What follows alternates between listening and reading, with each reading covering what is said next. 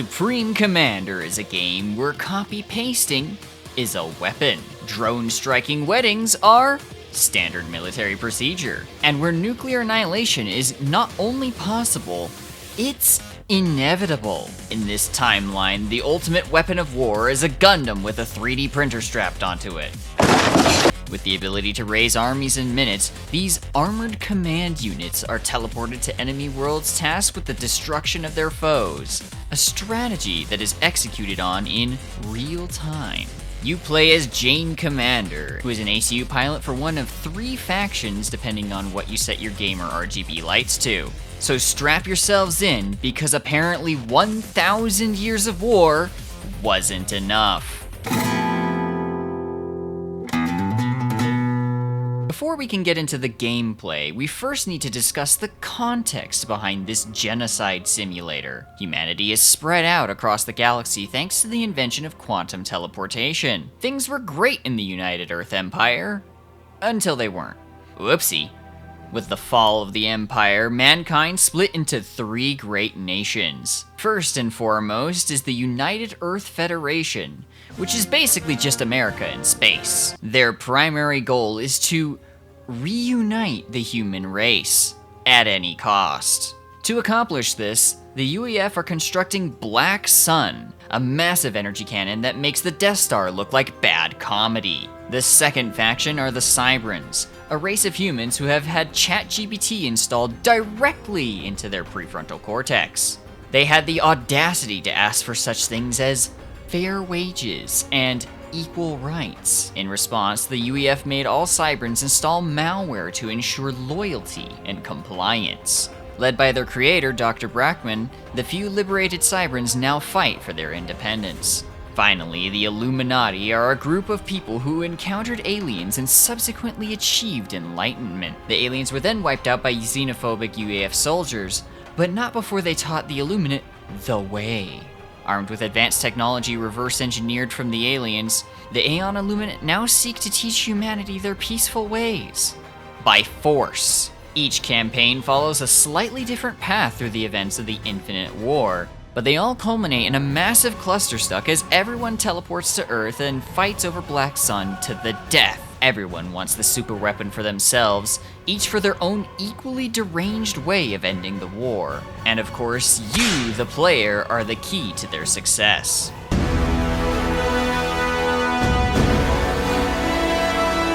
Now that we've covered backstory, let's talk about gameplay. Each mission starts off with your ACU teleporting on site and establishing a basic base of operations. Just like a boulder, the only 2 things needed to crush your enemies are simple: mass and energy. You get mass primarily from special deposits found on the map and constructing pumps there to siphon it from the ground. Not enough for you? Don't worry. Just synthesize it out of pure energy. That's right, we've managed to weaponize E = MC squared. Speaking of energy, you get it by constructing power generators.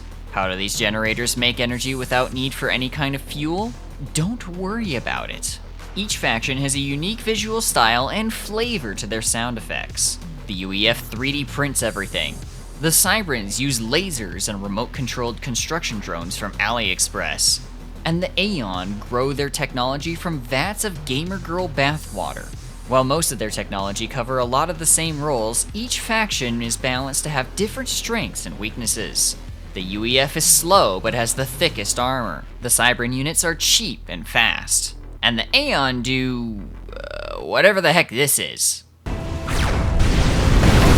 Next, you'll need to expand your production with factories to construct additional units. Whether they're specialized in land, sea, or air, by far the most important thing they can make is an engineer. These guys are weak and defenseless, but they can build and capture structures just like your ACU can. And most importantly, they're expendable. Upgrading your factories lets you build better units, or ones from a lower tech tier faster.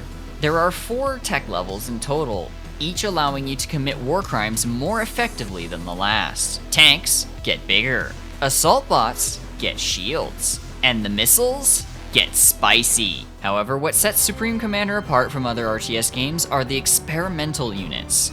These are officially the big boys. They're more expensive than a Genshin Impact edition, but unlike Genshin Impact, they are worth it. I'm going to start with the faction that has the least interesting ones first. The Seraphim from the Forged Alliance expansion. Remember those aliens that taught the Illuminati their religion? Well, in the expansion, they're playable. Despite having the most advanced technology, they somehow managed to have the most boring super weapons. No wonder they got their crap handed to them. They only have 3 experimental units, and all of them can be summed up with 2 words each. Big Bomber, Big Robot, and Big Nuke. That's literally it, just stuff you can make normally, but bigger. Truly incredible. Next, we have the Cybrans. Now, keep in mind, this is the faction that has warships that can deploy spider legs to walk on land. So how could they possibly top that? Big Gunship. Okay, this one's a bit of a bad example. It's nothing too special, it's just big and does a lot of damage. However, I can promise you that the next one is where experimental units get really interesting. The Experimental Spiderbot, also known as the Monkey Lord, is the most iconic Cybran kill drone. Monkey. It's got plasma cannons, anti-air missiles, and a giant F-off laser. Oh, and despite being bigger than most buildings, it has stealth somehow. Very nice. Not enough for you? How about Crab? The last one, however, is where things really come off the rails. Introducing the rapid-fire mobile artillery. You'd think that it'd be easier just to have some kind of revolving chamber for the shells, but instead, they gave it 6 revolving barrels, like some kind of weaponized carnival ride. Is it accurate? No. Does it do a lot of damage? Also no. Does it make any kind of sense? No. However, the only limiter on its effective rate of fire is how quickly you can recharge its batteries. Thank you, Cybrans. Very cool. Now, the Illuminati are where things get really interesting. First, we have the Experimental Generator, the first structure in the game to violate the laws of conservation of mass and energy. Why, you may ask? Because it generates both simultaneously ex nihilo. Sure, when they're destroyed, it nukes its surroundings, but that's a small price to pay for breaking the laws of physics. Next, we have Big Robot 2, Electric Boogaloo. It's like the Seraphim one, but it has a death laser, a tractor beam in each hand that reels in smaller units to instantly crush them, and it can trample units underfoot. It's slow and cumbersome, but just like the immortal snail, with every second, it gets closer. Start running. Next, we have the Submersible Battleship and the Flying Fortress. Both of these were entire boss fights in Ace Combat 7, but in Supreme Commander, that's just another Tuesday. Both can construct additional reinforcements, and the Flying Fortress can do the funny White House exploding beam. However, by far, the best and most practical experimental units belong to the UEF. They may not be as flashy, but in my opinion, they are much, much deadlier. Pretty much all of them are essentially Cold War superweapons on crack. For starters, we have the Experimental Artillery Gun. It may not seem like anything special until you find out that it has literally infinite range. Outside of its minimum range circle, there is nowhere to run, nowhere to hide. Its shells will find you. In 1983, President Ronald Reagan announced the Strategic Defense Initiative, also popularly known as the Star Wars program. One of the proposed ideas involved a satellite capable of delivering an orbital laser strike. This next experimental unit is exactly that. It may not do as much damage as the artillery gun, but it has no range limits, is pinpoint accurate, and most importantly, cannot be shot down. Apparently in this universe, nobody ever invented an ASM-135 ASAT. This means the only way to get rid of it is to destroy its control center. And oh boy, would I love for them to try. Now, you might think that because of these 2 units, all the UEF does is turtle up in their base like a weeb who refuses to leave their room. And you'd be partially correct. The UEF never leaves their base, because their base comes to you. Introducing the Mobile Factory, a bona fide land battleship on meth. It has 4 naval-grade gun emplacements, anti-air turrets, a refueling pad for aircraft, can construct any non-experimental land unit even while in motion, is amphibious, and, as if that all wasn't enough, it also has a bubble shield. The designator for such an abomination of engineering is the Fat Boy, which is fitting given that it is the definition of thick. Lastly, before I talk about the final experimental unit, I have to apologize to you, dear viewer, because earlier when talking about the submersible battleship, I lied to you. The Aeon battleship is not a proper analog for the Alicorn from Ace Combat 7. The Atlantis submersible aircraft carrier is. It has far superior torpedoes, has actual anti-air capabilities, and can construct aircraft which can then launch the next time it surfaces. It may not sound particularly strong, but you won't be laughing when a dot shows up on your radar in a nearby river, and next thing you know, 150 aircraft all launch out of a single Atlantis carrier. How do we get so many bombers in them? Like this.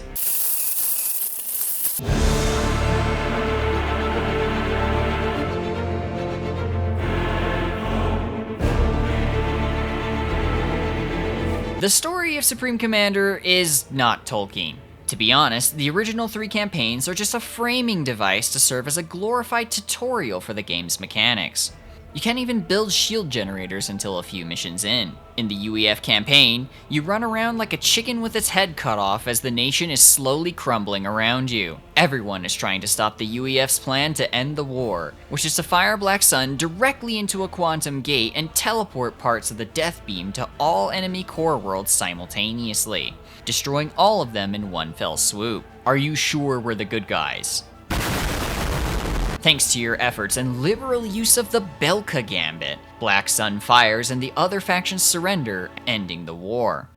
In the Cybran campaign, your objective is to free the symbionts. In order to do this, you use Black Sun to infect the entire galactic teleporter network with Bonzi Buddy, so he can then delete all UEF loyalty programming. This in and of itself is actually pretty reasonable. But then the crackhead scientist in charge also insists that Bonzi Buddy also explode all quantum gates simultaneously to generate a shockwave so strong it prevents all teleportation across the galaxy for 5 years. This is to ensure that the Cybrans can peacefully organize without interference from the UEF military, and in no way will cause any of the colonies to be cut off from vital supplies or cause the galaxy to devolve into general chaos and anarchy, I promise. In the Aeon campaign, the Illuminati princess decides that the best course of action is to use Black Sun to upload her mind into the quantum realm. Somehow. And end the war through the power of thoughts and prayers. Least delusional Instagram influencer. While all of the campaigns reuse a lot of the same maps, you always start off in a completely different end of the map and expand outward from there. This keeps it interesting and fresh. The scenarios are just different enough to make it so that you can't use the exact same strategy for each mission, and the unit cap is kept relatively low so that you don't just ball up a ton of units and win through brute force each time. However, no matter what side you choose, Black Sun ends the war, and the galaxy is finally at peace after a millennium of conflict. For about 5 minutes. Set the world aflame. Can light it up. Are you ready? So remember that part when the aliens who taught the Illuminati their religion got wiped out? Yeah, I kinda spoiled it earlier when talking about their experimental units, but they're not actually extinct. Black Sun was so powerful that firing it made a soft spot in the fabric of reality, through which the Seraphim punched a hole and are now invading. There goes Hawaii, there goes Hawaii, oh there goes Hawaii, the island is gone. Welcome to Forged Alliance, bucko. All 3 factions have united under one cause: Xenocide. No more handholding this time around because times are desperate. And you best bet that that means there will be desperate measures. The Aeon have split between those who worship the Seraphim as gods and loyalists to the princess. The AI virus the Cybrans made to liberate the symbionts accidentally got infected by Seraphim malware when we plugged in an alien USB drive into it in the first game, and may have been responsible for letting them in the first place. However, the UEF is the only faction so xenophobic that it doesn't have any people supporting the Seraphim. Thank you, UEF. Very Codex Astartes compliant. The campaign of Forged Alliance is a grim struggle against a threat that will stop at nothing to see humanity wiped out, and the enemy AI actually puts up a fight. They will harass you early game with engineers that capture your buildings. Send bombers and gunships to parts of your base that don't have anti-air coverage, and sometimes the game will blindside you by expanding the map in a direction you previously didn't need to defend from and send endless waves of enemies at you until you deal with the enemy base. However, with the power of friendship and this gun I found, you can overcome anything. The UEF general dies in the opening cutscene attempting to evacuate civilians. The Cybran general dies in a botched operation that you yourself barely survive. And the Aeon Princess uses her space magic to close the rift and stop the Seraphim from sending in additional forces. Victory is finally ours. But at what cost? I'll tell you what. A sequel that was so bad it killed the franchise.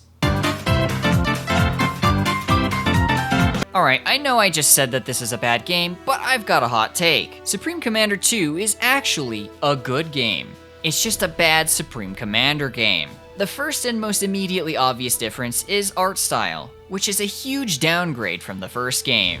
The first was a cool, gritty, somewhat plausible sci-fi look, while the second is overly stylized to the point that it's cartoony. Ironically enough, I think that this makes Supreme Commander 2's visuals look more generic, especially in the designs of the various commanders and NPCs. However, this pales in comparison to what they did to the game mechanics. In general, everything feels watered down compared to the first. Unit variety is greatly cut down. The unit cap is drastically lower compared to the original. And to top it all off, the experimental units which make the series stand out all feel nerfed compared to the units they're derived from. Just look at how they massacred my boy! The game's economy system is also streamlined to its detriment. Adjacency bonus for buildings? What's that? Planning your base layout hardly requires any thought because aside from shield and turret placement, you can pretty much plonk down anything anywhere. No need to make mass or energy storage because you can just stockpile it ad infinitum. However, the trade-off is that you have to pay the full cost of a unit or building up front. If not, your engineers or ACU will just sit there mindlessly until they have enough to continue building. When I first noticed this happening, I legitimately thought the game was bugged, especially because there was no indicators that the reason why they had stopped is because there wasn't enough resources. Compare this to the first game, where you can keep building if you run out, but your build speed across the board is nerfed. Choking out the energy supply also no longer shuts down enemy shields and radar, meaning that the only penalty for having an insufficient economy is not being able to build stuff. Converting energy to mass, while now made into an active ability rather than a passive one, is now broken because you can just spam out absurd numbers of energy generators and pile up energy until the counter literally can't display how much of it you have, and then spam convert it into mass to effectively bypass any and all requirements for construction. You also can't cut down on build times by having an engineer or your ACU assist in building, meaning that if you want to build groups of a unit faster, you just have to spam out more factories making more of that same unit. All units and buildings now have health regeneration, which, while it does cut down on micromanagement, means that it's extremely difficult, if not impossible, to gradually sand down your opponent, because by the time you get a significant force together to continue your assault, everything can easily have been rebuilt and repaired back to full. In contrast to the original, that means oftentimes the best strategy is just to ball up a bunch of units and overwhelm your opponent with sheer numbers. The tech system has also been replaced with a generic skill tree. The upside to this is that losing a base doesn't potentially mean starting over from scratch. However, there are major drawbacks. In the first game, having upgraded units meant it was immediately obvious that you were stronger. However, in Supreme Commander 2, there's no visual difference between a level 1 unit or a level 5 unit. You could go charging in thinking you have enough firepower to level the place, only to find out that they've got twice the health and double the damage as you. And what little new units you do unlock are sometimes locked behind upgrades you'd rather not waste research points on. Some upgrades, like the ability for your commander to eject and your ACU to not explode on death, seem nice at first, but completely remove the risk of you using your ACU on the front lines. To explain why this is bad, imagine you're playing chess, only taking your opponent's king doesn't end the game. All upgrades being locked into a skill tree also gets rid of one of the best features of the original, hijacking your opponent's tech. In the original, one of the most gratifying yet difficult to pull off tricks was capturing an enemy factory or engineer. However, if you managed to somehow pull it off, your reward was access to your enemy's entire arsenal, potentially comboing your units with theirs to cover each other's weaknesses. Plus, there's always something immensely gratifying about turning your opponent's weapons against them. Meanwhile, in Supreme Commander 2, the one time I did inadvertently capture an enemy engineer, I was immediately hit with the disappointment of only being able to make baseline unupgraded units, since I wasn't given access to the faction's skill tree. And yet the final mission of the campaign has you go up against an opponent who specifically calls out how gratifying it is to be able to synergize multiple factions' units. I am enjoying all of these Illuminate and Cybran experimental units. It's a beautiful synergy between factions. Well, I'm glad at least one of us is having a good time right now. The most subtle change that I feel greatly impacts the gameplay, however, is how intel works. As far as I'm aware, there's no real way to check the range of your units once they're built, leading to a lack of precision. There is no stealth, meaning sneak attacks are no longer viable. And the greatly reduced map size means that establishing and maintaining radar coverage is no longer necessary, especially once you get radar range upgrades for your units. There's no real need to scout out the enemy base after an initial pass with some air units, which explains the lack of dedicated recon units. That's not to say there aren't some good ideas in here, it's just embedded in a game that feels greatly diluted compared to the original. Having a basic anti-air turret mounted to your ACU is very convenient, as is the ability to upgrade factories with their own integrated bubble shields, turrets, and radar stations. Adding personal shields to all non-experimental units or integrated anti-air guns to all of your attack bots is very gratifying in the extrinsic way unlocking new units in the original was. And some of the new experimentals are still pretty fun. I have one word for you, magnet. Even so, all of these changes lead to a game that lacks much of the depth of its predecessor. While the previous game had a wide range of units that all acted as a giant toolbox that you could use to achieve various plays and counterplays, Supreme Commander 2's strategies often boil down to Timai or Yuba. While the campaign certainly feels like it's more varied from scenario to scenario, the much smaller map size makes it much lower in scope and difficulty. Even playing on hard mode, the only difficulty was discovering which strategy allowed you to cheese the mission, all while dealing with an AI opponent who most certainly cheats. These changes, when combined with the decline of the RTS genre, led to the death of one of the greatest strategy games of all time. The story of Supreme Commander 2 isn't all that great either. The three factions go to war with each other again simply because the people within them are just itching for a fight for some reason.